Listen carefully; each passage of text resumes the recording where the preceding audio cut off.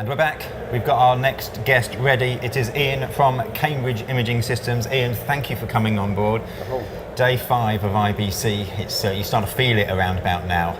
Absolutely, It's almost, you feel, we'll just talk like this with our head down and eyes half closed. Is it a marathon or is it a sprint? Well, it's a middle distance one, isn't it? You just go hell for leather for 5 days, don't you? Anyway. Absolutely. And then you think you've got a couple of days to recover when you get back, and then suddenly find you haven't, and more work to do. Absolutely, you'll be going through the leads, you'll be doing the follow-ups. It doesn't end, does it? But it rolls on, but it's all good. It is. We're good. We shall crack on, as they say. Cambridge Imaging Systems, for those who don't know, tell us about Cambridge Imaging Systems. Okay, we've been around since 1995. Our earlier incarnations were project-based. We developed asset management software, and for the last 15 years, our early part of our what we did was about developing projects for large-scale corporations, for government, for large institutions. And anyone with a large amount of video, we were very quick to realise that companies have a huge amount of content, or certainly public institutions, from the Ministry of Defence. Anyone with a large amount of content needs to be managed, and we used to deal with that on a project basis. And so for the first 10 years we developed software that could manage millions of items in an archive, make those searchable. We developed asset management software. We have a product called Imagen, and so our first projects were the likes of Ministry of Defence. Eventually, all of that great technology we managed to boil down into a product which we have here today at IBC. It's called Imagen. It's a media asset management and publishing system where we're in a hole full of asset management systems. It's difficult to differentiate yourself from all the others, and what marks us out as different is that we're very much about the publishing. So we can sit quite happily on top of large broadcast MAMs. It means that we have a publishing layer, so we can take the content in your system, or we can manage that all for you. But it means that we can get your content on the web or on mobile devices. So that means you can monetize your content. You can provide video on demand systems from your legacy content. So if you're an archive, once it's digitized, you've got a means of publishing that content. You make it accessible, and as a project that was always very expensive for our customers in the past.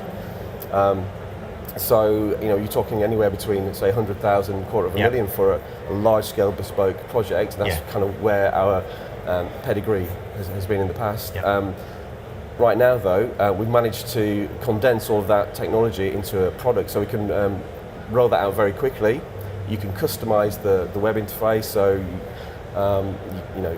for end users, they can brand that web experience, so it fits perfectly with the company styles.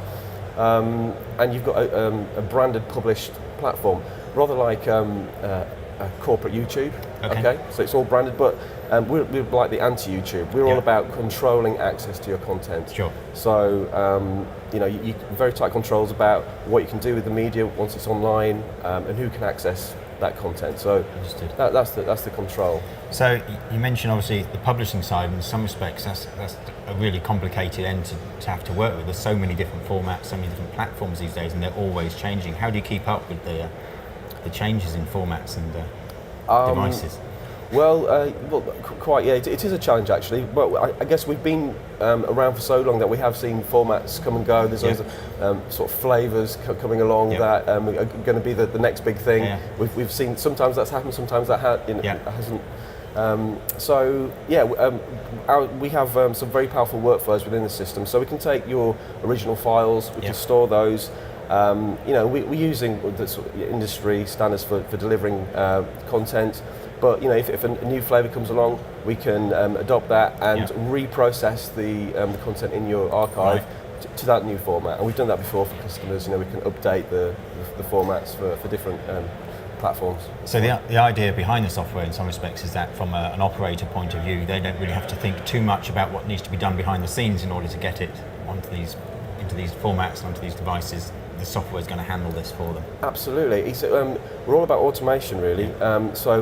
Another add-on within our asset management and publishing system is our ability to record from broadcast sources, DVB-T and DVB-S. Yep. We can capture those after broadcast, and within those transport streams, you've got EPG data and you've got subtitle data. Right. So if you're a broadcaster, you can repurpose your content after broadcast. Yeah. We can populate the database with all of the metadata that exists from the transport stream, yeah. and you have an instant online archive of all your content which has already been broadcast. And the business models we usually are able to provide are clip sales after broadcast. So it's a great system for broadcasters. Yeah. It can be used for lots of other reasons too. In education, we have some very large installations where we're using broadcast content for education. Yeah. Where there's a license where it can be used in that sector. So we've got a very large project where we're working with JISC, who are funding a digitisation project in the UK, and we're using a lot of BBC's content. We're going to be back. The system we have at the moment has got 130,000 programs, and that's been accessed by over 55 universities. Right. Okay, an enormous installation. So it's actually an online TiVo, basically, network recording system. So. And that's just going to get much bigger when we can backfill it with content from BBC. So we'll be announcing details of that, launching that pretty soon, actually. So this is IBC, always talking about new stuff. You've got some new pricing plans as well. Well, the message we're coming to IBC is, we've got all this great technology. It's been used for some large-scale projects in the past. We've got Imperial War Museums, British Library, BBC have used our technology, and it's cost a huge amount in the past for these large organisations. And now all that technology we've shrink wrapped it. We've got a great product, and it's now available for just £595 a month, which is like an incredible price, really. That's for the cloud-based MAM that we offer.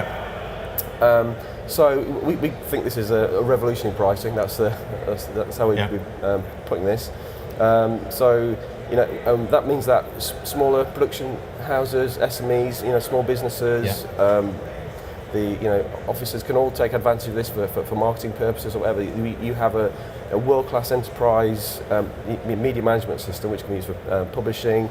So you've got access to your content 24/7. You've got very tight access controls around it, so you can see who gets that content.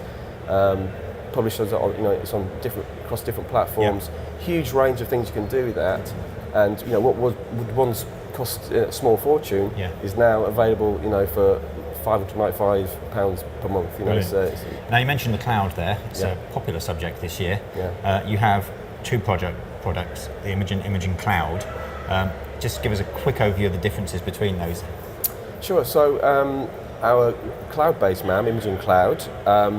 It's actually just exactly the same code base as our on-premises version of Imagen, but we think it's a perfect shop front for all your content. So you can upload a proxy. You can upload your broadcast masters if you like, but it's going to the bandwidth.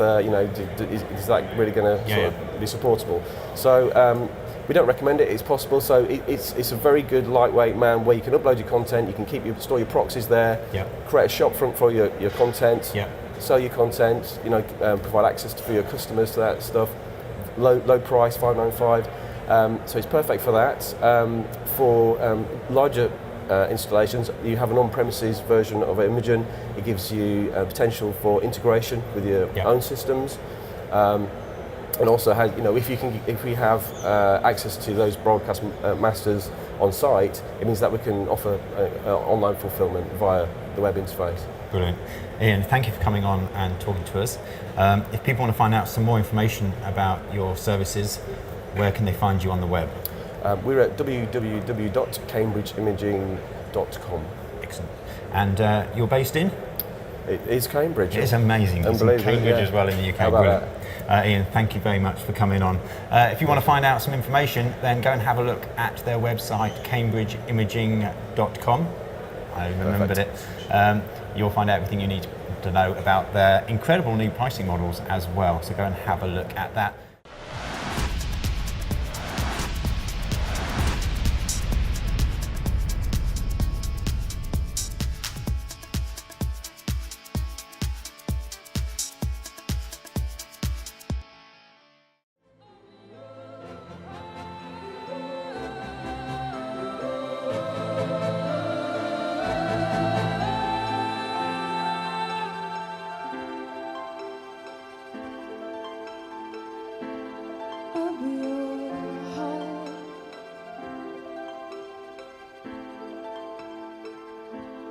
I'll be